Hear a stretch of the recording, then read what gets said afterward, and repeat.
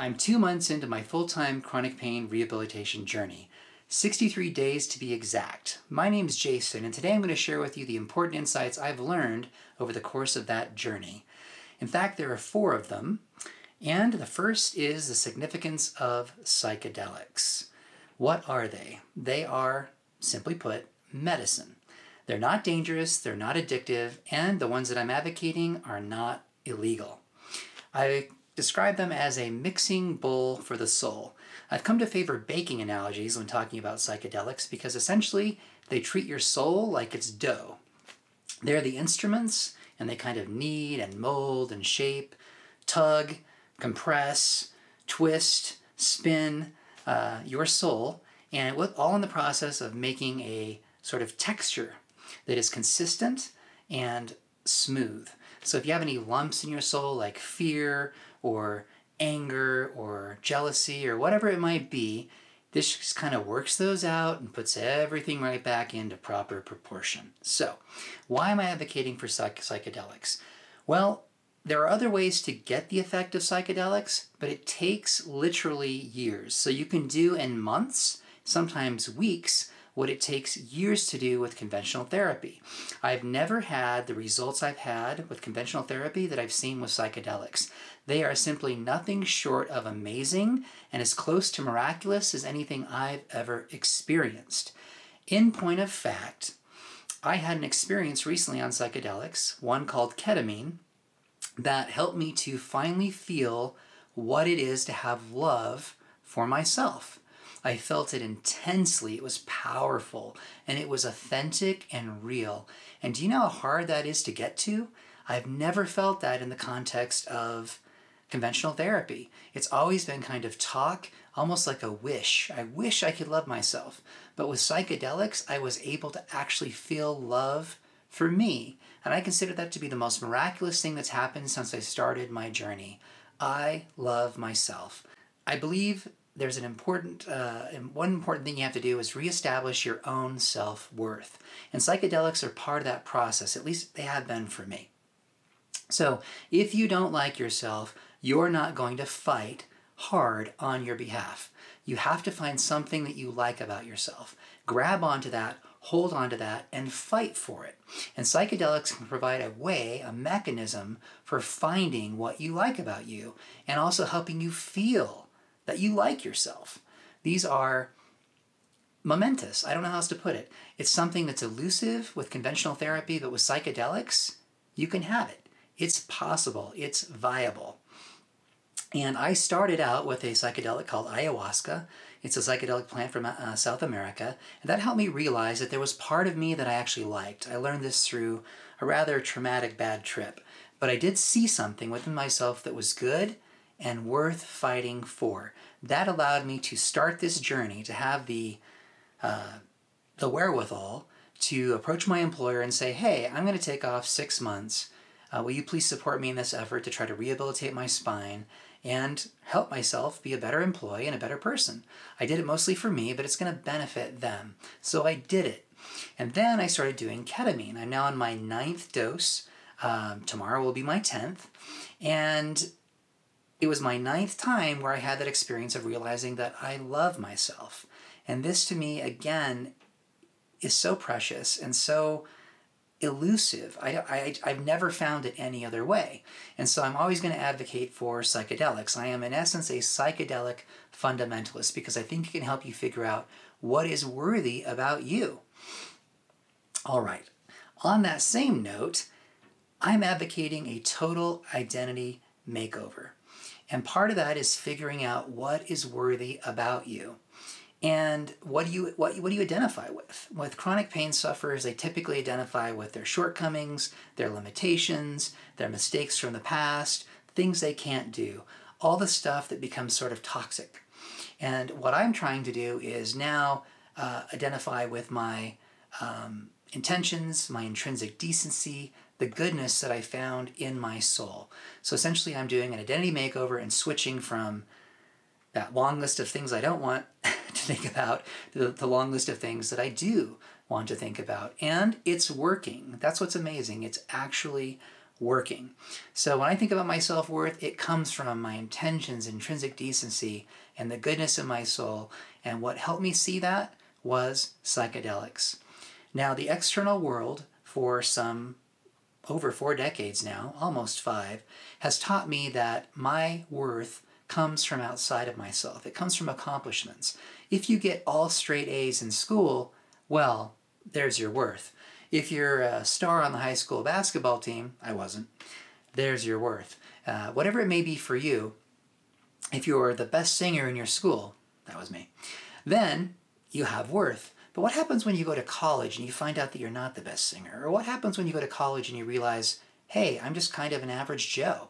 Yeah, I graduated 10th in my class, but now I'm just one of thousands of people who pretty much have the same honor, if not better. What do you do then?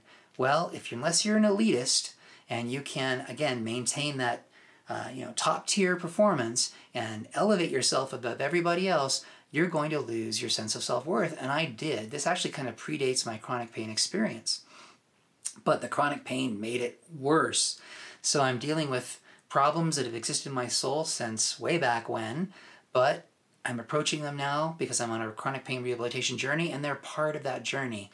The pain made it worse, but it needs to be dealt with. So I've learned that it isn't a cop-out to find your self-worth in things other than external measures, other than grades, other than talents, other than accomplishments.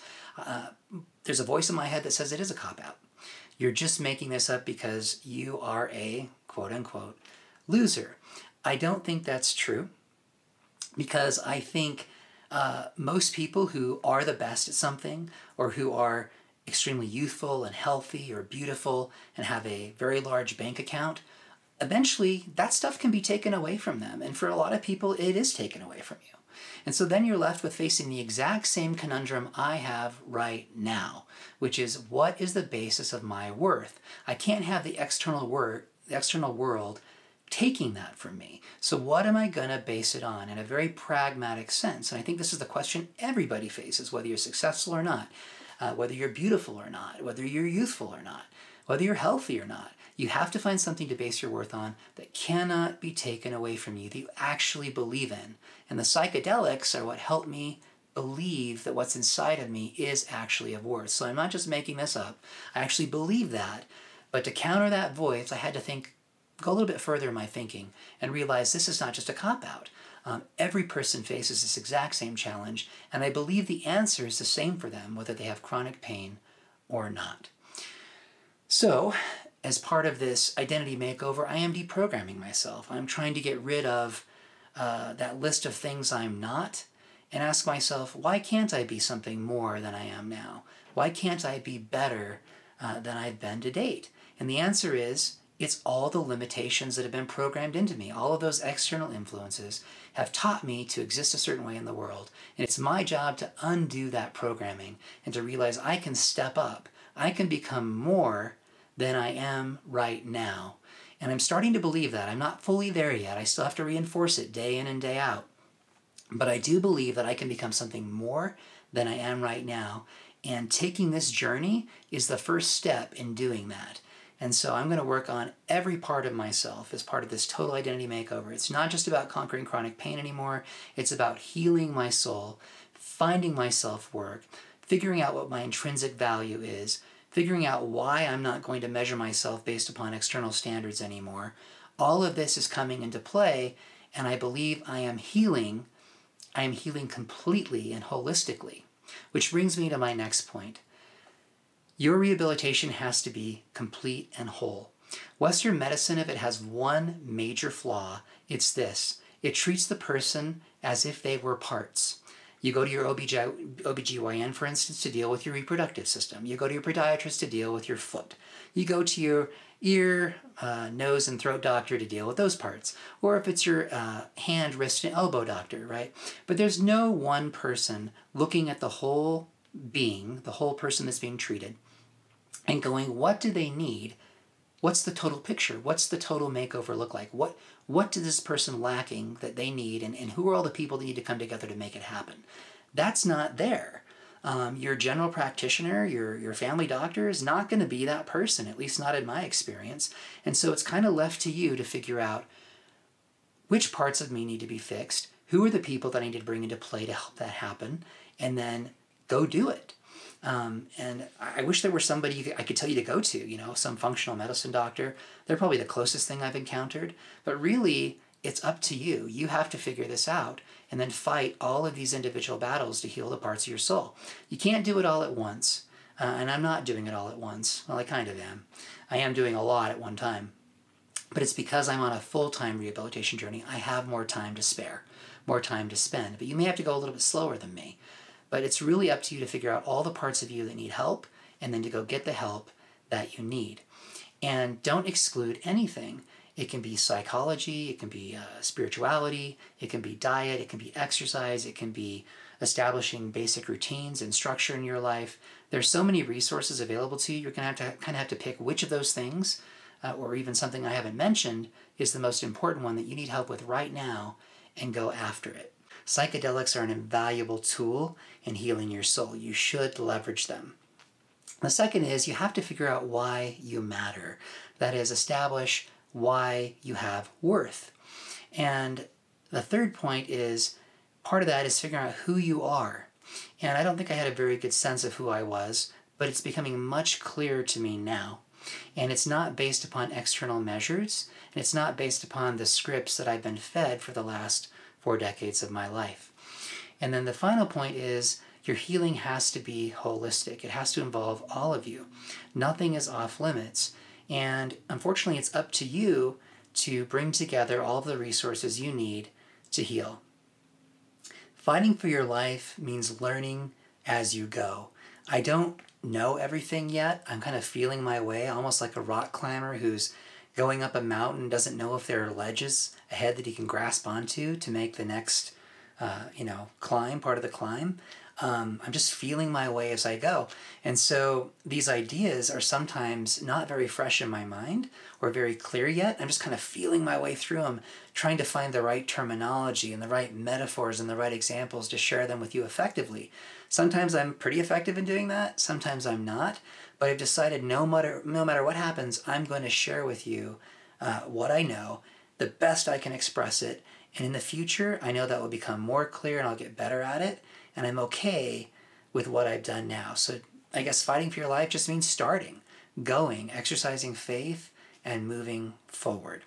If you found my videos helpful, please share my channel with others who might benefit from it. And until the next time, keep fighting for your life.